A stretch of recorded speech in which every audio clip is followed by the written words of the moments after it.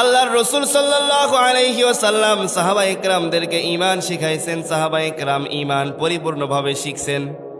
এই জন্য আল্লাহ তাআলা সাহাবায়ে কেরামের উপরে এমন আর রাজি খুশি হয়েছেন যে আল্লাহ তাআলা কোরআনের মধ্যে সাহাবায়ে কেরামের উপরে রাজি হয়ে গেছে। এই জন্য আয়াত তুলে দিয়েছেন, রাদিয়াল্লাহু আনহুম ওয়া রাদু আন, আমি আল্লাহ তাআলা সমস্ত সাহাবায়ে কেরামের উপরে রাজি আর খুশি হয়ে গেছি। সকলে বলেন সুবহানাল্লাহ। সাহাবায়ে কেরামদেরকে আল্লাহ তাআলা ঈমানের পরীক্ষা নিয়েছেন। আল্লাহর রাসূল সাল্লাল্লাহু আলাইহি ওয়াসাল্লাম সাহাবায়ে কেরামদেরকে ঈমানের পরীক্ষা নিয়েছেন।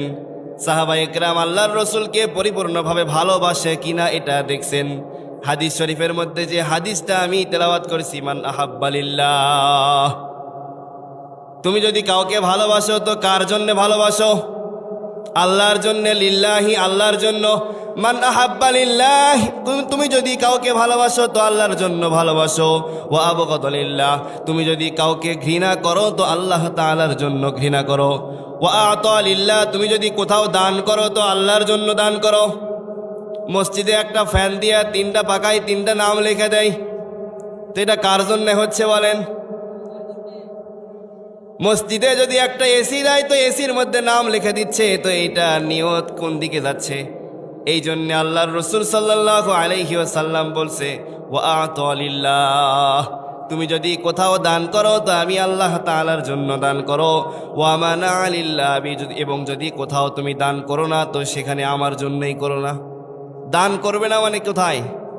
এখন যদি বলে গানের অনুষ্ঠান করব 10,000 লাগবে, এইখানে যে আপনি দিবেন না, এটা কার জন্যে? কথা বলেন না কেন? জোরে আওয়াজ দিয়ে কথা বলেন। তো এই জন্য আল্লাহর রাসূল সাল্লাল্লাহু আলাইহি ওয়াসাল্লাম সাহাবায়ে কেরামদেরকেও ঈমানের পরীক্ষা নিয়েছেন। সাহাবায়ে কেরামের ঈমান কেমন ছিল? আল্লাহ তাআলা পুরুষের দ্বারা শুধুমাত্র ঈমানকে উঁচা করে নাই, মহিলাদের দ্বারাও আল্লাহ তাআলা ঈমানকে উঁচা করেছে। বলেন সুবহানাল্লাহ। আমরা তো মনে করি যে পুরুষের দ্বারাই সব কিছু হয়েছে। না না, আল্লাহ তাআলা পুরুষের দ্বারা শুধুমাত্র ইসলামকে উঁচা করে নাই, আল্লাহ তাআলা মহিলাদের দ্বারাও ঈমানকে, ইসলামকে উঁচা করছে।